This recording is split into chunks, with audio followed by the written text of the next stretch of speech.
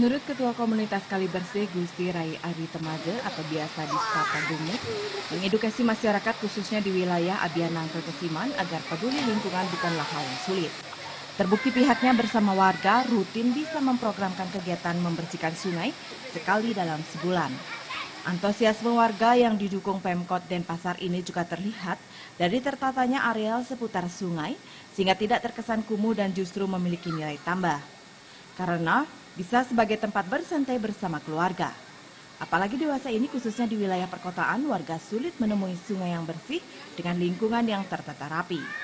Selain telah dimanfaatkan sebagai irigasi bagi lahan pertanian di Kota Denpasar, tempat rekreasi dan pelaksanaan acara-acara tertentu ke depannya, areal Tukat Bindu akan dimanfaatkan untuk konsep tempat kemah hutan yang bisa dimanfaatkan untuk edukasi.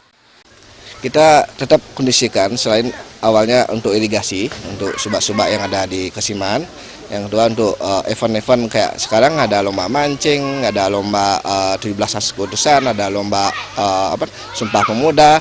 Yang kedepannya nanti akan kita data untuk pembuatan tempat perkemahan hutan kota. Yang mana sekarang di kota agak sulit adanya perindang dan lain sebagainya, biar tidak sana-sini mencari perindang, otomatis kita membuat satu konsep nanti biar di kota Denpasar itu ada hutan perkemahan kota gitu. Tidak ada peraturan khusus yang dibuat dalam melestarikan kawasan Tukat Bindu menjadi bukti antusiasme masyarakat yang tinggi untuk menjaga lingkungan.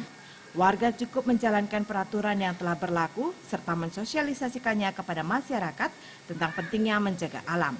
Hal ini bisa dilakukan agar warga tetap bisa menghirup udara segar di perkotaan. Apa yang telah dilakukan masyarakat di lingkungan Abianangke ini tentunya bisa menjadi contoh positif bagi masyarakat khususnya di perkotaan, di mana ruang hijau dan bersih cukup sulit ditemui. Pratnya Paramita dan Kung Krisna, Bali TV.